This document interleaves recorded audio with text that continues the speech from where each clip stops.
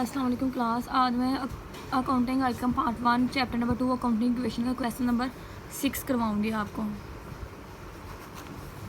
ठीक है, वो कह रहे स्टार्टेड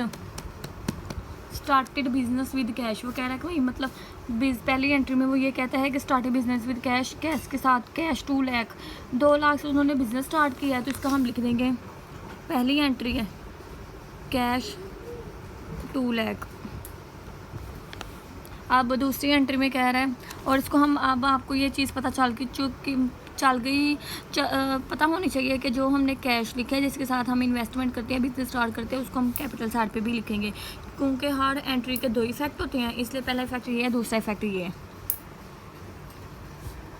अब दूसरी एंट्री में वो क्या कहते हैं, बुक की तरफ जाते हैं। बुक की दूसरी एंट्री में वो कह रहे हैं बोट फर्नीचर रुपीज़ 4,000, मतलब उसने 4,000 का फर्नीचर परचेज़ किया है। 4,000 का फर्नीचर परचेज़ किया है, मतलब फर्नीचर आया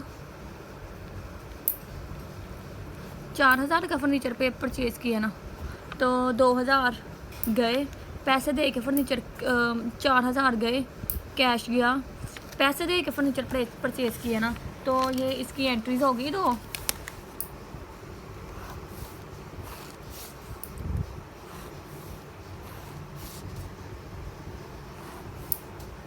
पहले मैं टेबल बना लूँ, फिर आसानी से मैं लिखती जाऊंगी।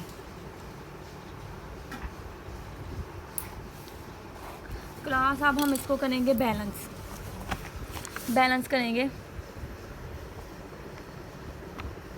2 लाख माइनस 4,000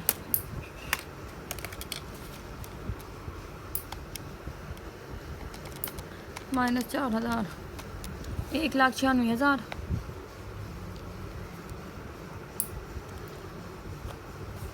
प्लस 4,000 ऐसे ही नीचे आ जाएगा। अब 1,96,000 प्लस 4,000 ऐसे ही नीचे आ जाएगा, और ये भी ऐसे ही नीचे आएगा 0 प्लस 2 लाख। अब वो अगली एंट्री में कह रहा है boat machinery ₹30,000, paying cash 10,000 and balance is to be paid later on. वो कह रहा है कि 30,000 की मशीनरी खरीदी है, जिसमें से 10,000 हमने पे कर दी है, और जो बाकी 20,000 है ना वो अभी हमने पे नहीं किया। 10,000 पे कर दी है, मशीनरी खरीदी है 30,000 की, 10,000 पे कर दिया, और 20,000 अभी करना है, तो 20,000 क्या हो गया, हमारी लाइबिलिटी हो गई है। ठीक है, अब मशीनरी सबसे पहले लिखेंगे, मशीनरी की एंट्री करेंगे। मशीनरी हमारी आई है 30,000 की, आई है इसलिए प्लस, और कैश हमने पे किया 10,000 पे कैश पे कर दिया है, और 20,000 हमने अभी पे करना है, तो ये हमारी लाइबिलिटी है, और चूंकि हमने पे करना है इसलिए हम क्रेडिटर के नाम से ये लाइबिलिटी लिखेंगे। ठीक है, चूंकि ये हमारा कुछ नहीं था इसलिए 0।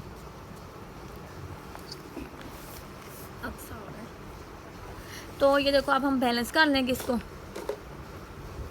1,96,000 माइनस 10,000 1,86,000 प्लस 4,000 प्लस 30,000।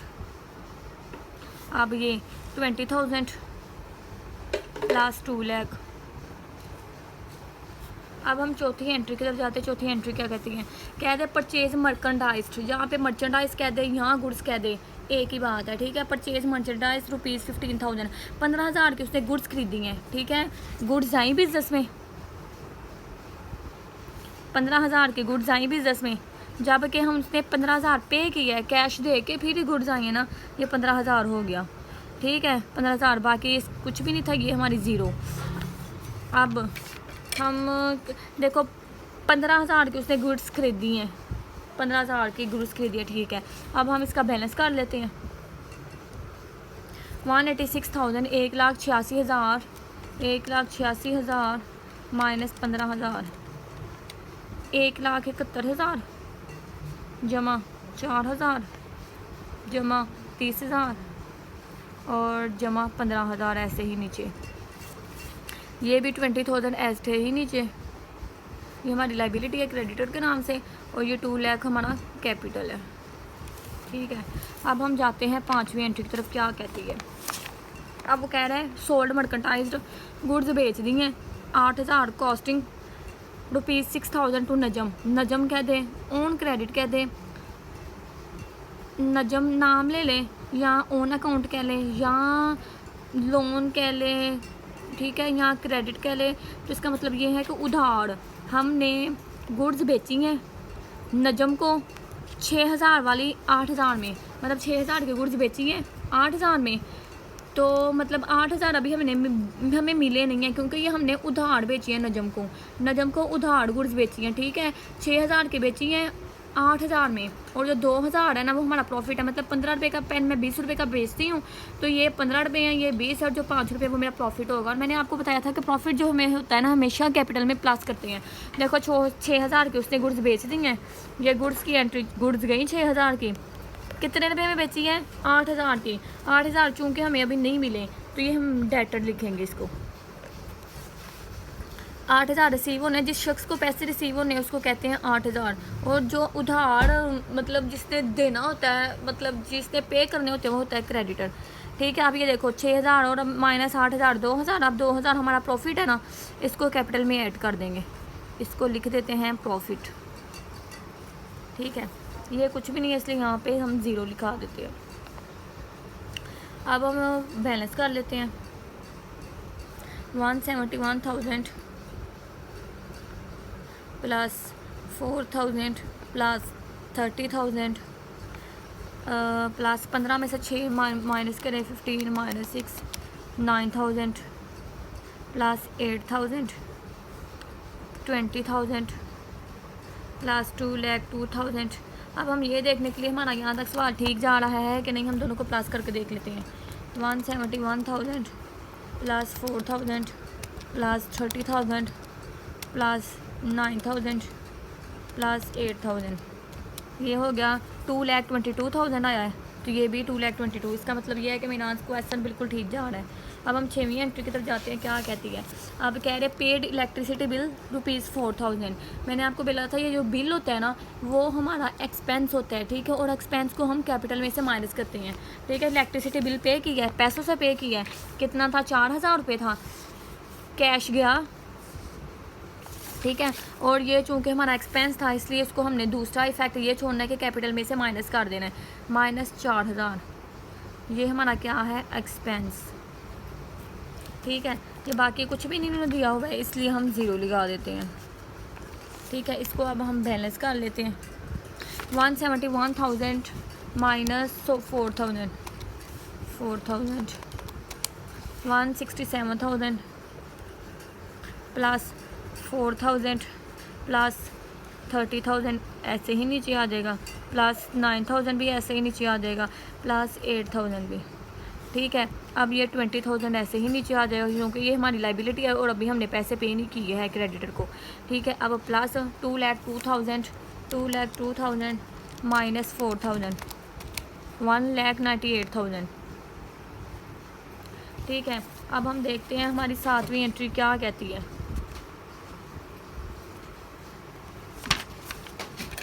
अब हम 7वीं एंट्री की तरफ जाने से पहले हम यहाँ पे अपनी रो कंप्लीट कर दें।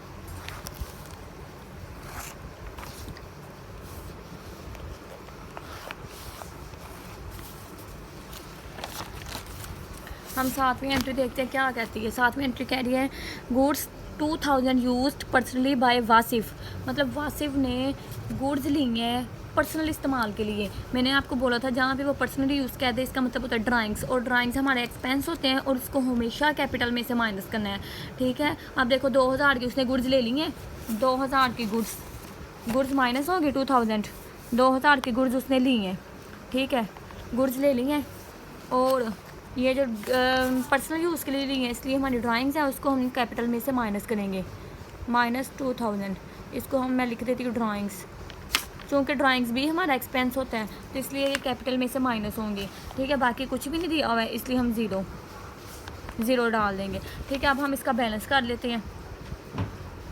1,67,000 ऐसे ही नीचे आ जाएगा, प्लस 4,000 भी ऐसे नीचे आ जाएगा, प्लस 30,000 भी ऐसे ही आ जाएगा, 30,000 प्लस 0, ठीक है। अब 9,000 में से 2,000 निकाले, 7,000 प्लस 7,000 प्लस 8,000 ठीक है। अब 220,000 प्लस 198 माइनस 2000 196,000। ठीक है। अब हम 8वीं एंट्री की तरफ जाते हैं। 8वीं एंट्री हमें क्या कहती है? Paid to creditors 8,000। मतलब ये देखो, हमने क्रेडिटर को कितना देना था? 20,000 देना था ना। अब वो कह रहा है कि हमने क्रेडिटर को 8,000 पे कर दी है। मतलब हमने कैश दी है, कैश माइनस हो गया, कैश से हमने पे किया ना। ठीक है। और हमने क्रेडिटर को पे कर दिया चूँकि हमारी ये लाइबिलिटी कम हो गई है। मतलब कि मैंने अगर आपके 20,000 रुपया देने थे ना, अब मैंने उनमें से आपको 8,000 दे दिए हैं, बाकी कितने रह जाएंगे मेरे? 12,000 रुपया रह जाएगा ना। ठीक है। यहाँ पे मैं लिख देती हूँ, बाकी जो मेरी लाइबिलिटी रह जाएगी ना, सिर्फ 12,000 रह जाएगी प्लस 196,000। और इसको बैलेंस कर लेते हैं। 167,000 माइनस 8,000 167,000 माइनस 8,000 159,000 प्लस 4,000। ये चूँकि कुछ भी नहीं था इसलिए मैं यहाँ पे नीचे ज़ीरो लगा दूँगी। Plus 30,000 plus 7,000 plus 8,000। ठीक है। अब हम जाते हैं, अब मैं जाती हूँ 9वीं एंट्री की तरफ। 9वीं एंट्री क्या कहती है? 9 वाली एंट्री कहती है रिसीव्ड फ्रॉम नजम। अब हम देखते हैं कि नजम है ना, हम देखते हैं नजम का किस लाइन में जिक्र हुआ है, किस एंट्री पे है नजम। ये है नजम हमारा डेटर था। मतलब नजम से हमने 8,000 लेने थे क्योंकि उसने 6,000 की हमसे गुड्स ली थी। तो लेकिन अभी 8,000 हमें नहीं था वापस किया है। ठीक है। अब वो कह रहा है नजम ने हमें 8,000 दे दिए हैं। अब नजम ये है ना, नजम ये हमारा डेटर था, इसमें से 8,000 उसने हमें दे दिए हैं। मतलब नजम का काम ख़त्म हो गया है और 8,000 हमारे कैश आया। कैश है ना, तो इसको हम प्लस 8,000 कर देंगे। ठीक है। आगे हम ऐसे ही लिख देंगे प्लस 4,000 प्लस 30,000 प्लस 7,000। ठीक है। और अब हम बैलेंस कर देते हैं। इनका बैलेंस करके क्या आता है हमारा देख लेते हैं। बैलेंस करते हैं। 159,000 प्लस 8,000 159,000 प्लस 8,000 167,000। ठीक है। अब 4,000 ये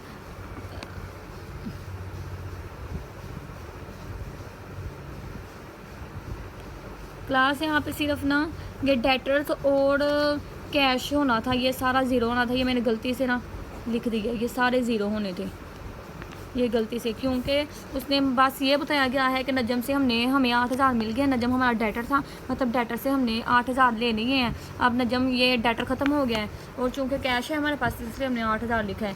ये 4,000 वैसे ही नीचे आएगा प्लस 30,000 प्लस ये वाला 7,000, ये ख़त्म इसलिए अब ज़ीरो है। ठीक है। अब ये 12,000 प्लस 1,96,000। ठीक है। अब हम लास्ट एंट्री देखते हैं। लास्ट एंट्री पे वो क्या कह रहा है? कह रहा है रिसीव्ड बैंक इंटरेस्ट 2,000। अब ये देखो, उन्होंने बोला कि इंटरेस्ट हमें मिला है। इंटरेस्ट बिज़नेस की इनकम होती है। ठीक है। और इनकम को हमेशा हम कैपिटल में लिखते हैं। देखो, अब उसने बैंक इंटरेस्ट रिसीव किया, मतलब कैश है बिज़नेस में, कैश आ गया। और मैंने आपको अभी बताया कि जो इंटरेस्ट होता है ना, वो हमारी इनकम होती है, वो प्रॉफिट होता है। ठीक है। और प्रॉफिट को हमेशा हम कैपिटल पे प्लस करते हैं, प्लस 2,000। ठीक है। अब हम इसको ये वाला ज़ीरो सारी हम लिख लेंगे। अब 167 प्लस 2 बैलेंस ही करना है ना इसको। 169,000 plus 4,000 plus 30,000 plus 7,000 plus zero, और ये है प्लस 12,000 प्लस 196 प्लस 2 198,000। अब हम ये देखने के लिए कि हमारा क्वेश्चन बिल्कुल ठीक है कि नहीं है, हम दोनों साइडें प्लस करके देखेंगे। अगर हमारा आंसर बराबर आ देता है तो इसका मतलब यह है कि मेरा सवाल बिल्कुल ठीक है। 169,000 प्लस 4,000 प्लस 30,000 प्लस 7,000, ये 2,10,000 मेरा है। यहाँ पे भी देख लेते हैं। 12,000 प्लस 198,000 12,000 प्लस 198,000 क्लास ही देखो 2,10,000 आया ना, मतलब एसेट्स इक्वल टू है लाइबिलिटीज़ प्लस कैपिटल, दोनों साइडों का आंसर मेरा बराबर आया। तो इसका मतलब ये है कि मेरा क्वेश्चन बिल्कुल ठीक है।